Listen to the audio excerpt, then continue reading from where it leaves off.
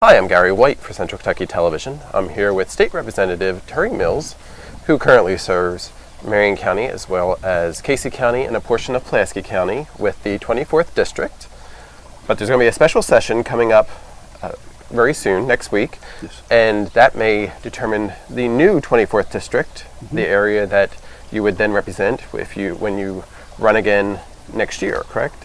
That's right. Just to review a sentence or two, every 10 years the districts have to be redrawn based on population shifts. That's a requirement of Kentucky's Constitution. We tried it last year. It didn't work out. There was a lot of disagreement. Lawsuits were filed and the court threw it out. So we're trying it again in this special session, which begins Monday, August the 19th. Okay. That'll be the only issue on the agenda. To redraw these lines. I hope we can finish it in 5 days, get it done, and then get on with the really important business of governing.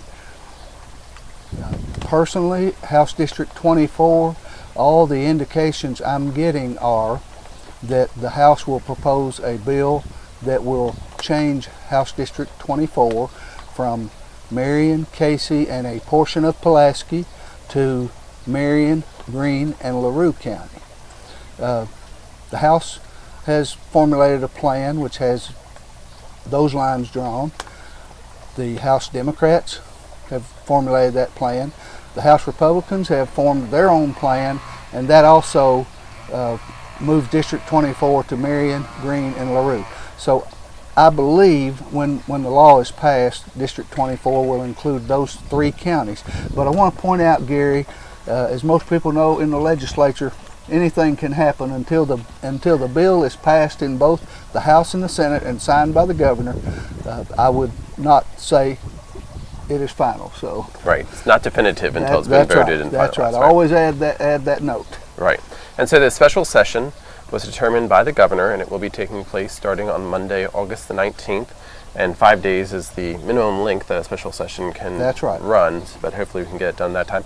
And this special session is going to be for the House as well as the Senate, State House as well as State Senate lines for the district, because as Representative Mills mentioned, when the census was completed back in 2010, it determined different figures, and there has to be so many, each district has to encompass a certain number of people. That's right.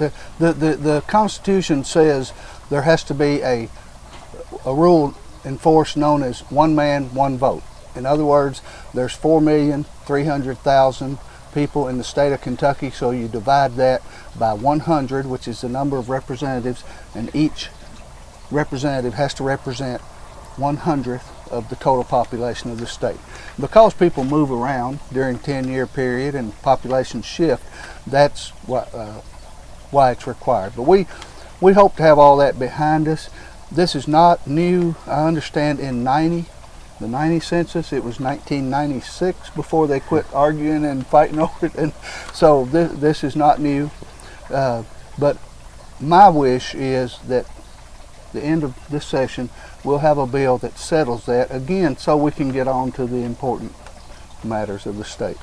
Okay, so that is the only item on the agenda for the special session, correct? That's correct. That's the only.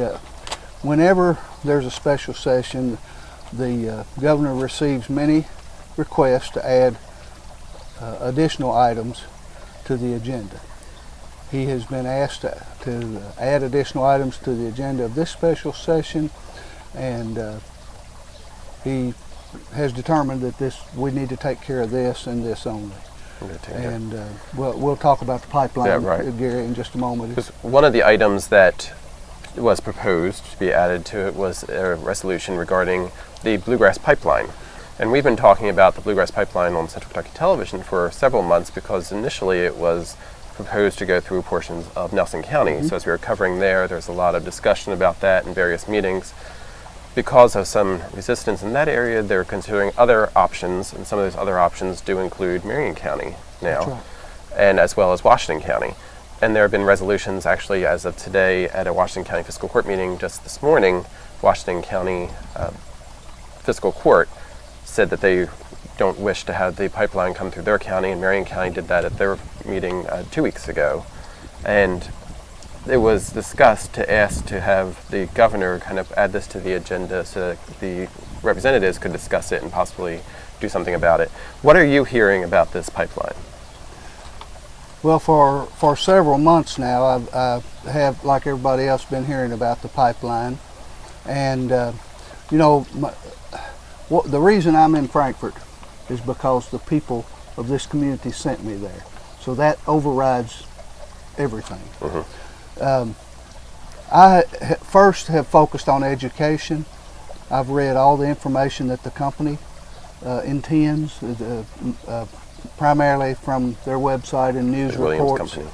I have heard many constituents tell me why we don't want the pipeline. And so I think I have an obligation, rather than to jump to conclusions, to educate myself first. And that's what I've been trying to focus on.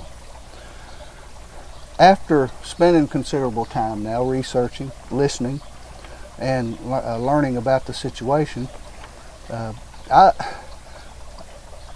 just can't support the pipeline. I don't want it. I agree with the Marion County Fiscal Court. The resolution they prepared and sent to me and a lot of other people, saying that as representatives of this county, we don't want the pipeline to come through here. I have prepared letters to the governor, to the Attorney General, to the Speaker of the House, to the U.S. Army Corps of Engineers in Louisville, and to the Secretary of the Energy and Environment Cabinet in Frankfort, saying that I support the resolution of the Marion County Fiscal Court and the people of this community. What I want everybody to do is that, educate themselves. There are many environmental issues. There are safety issues to be considered. And the role, I think, of a legislator is not to tell a landowner what to do with his land, Gary, or not to tell a business how to run their business. That's not the way it works in this country. However, I think the role of a legislator is to encourage all actions taken by business to be fair and just to the people who are affected by it.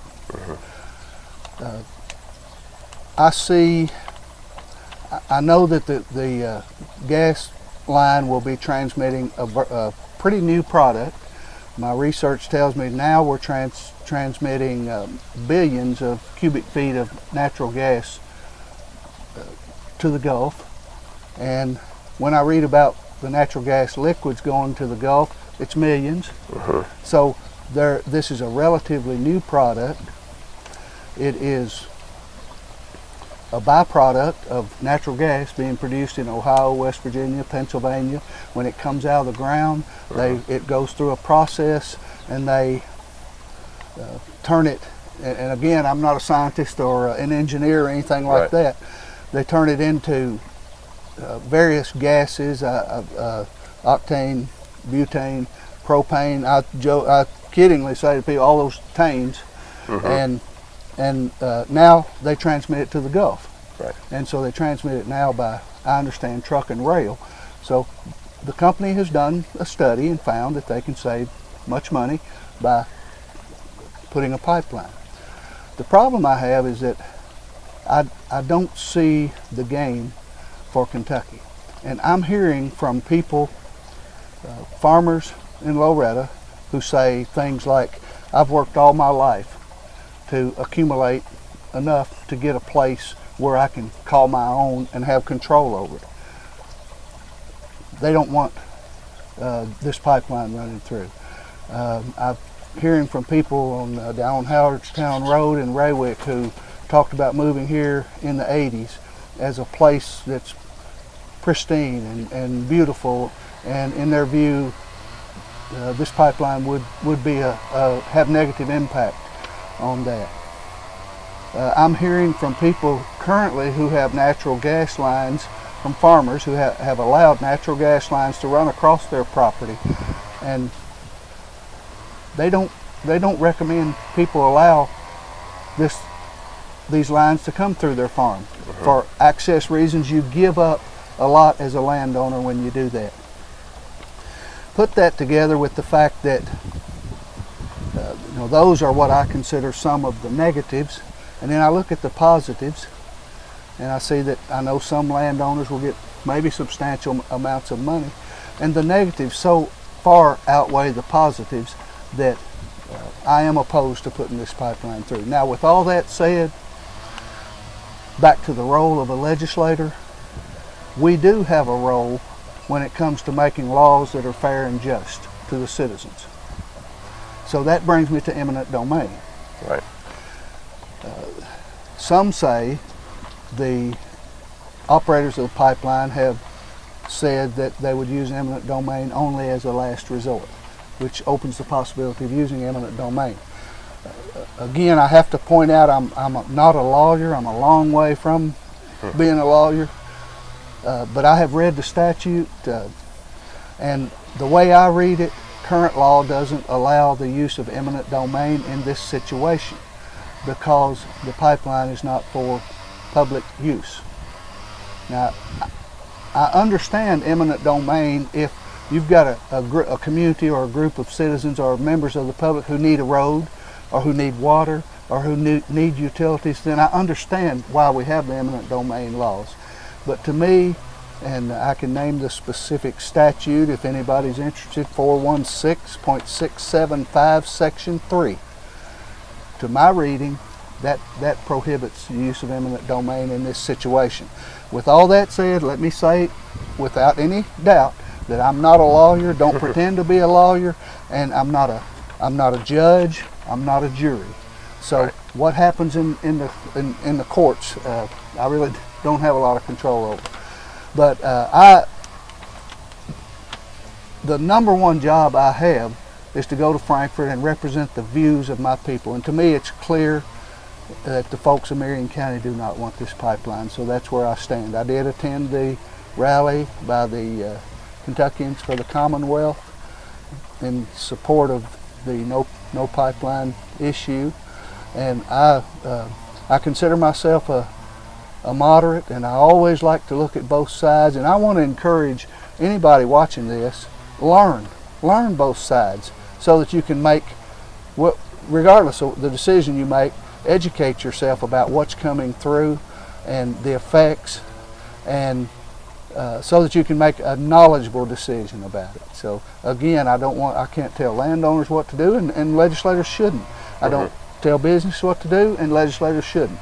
But when it comes to laws that are fair and just to the people we represent, that's our role. So I hope that kind of clarifies how I feel about that, Gary.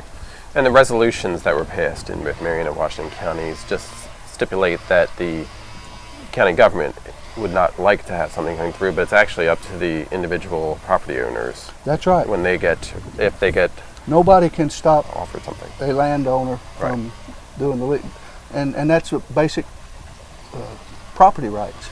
Right.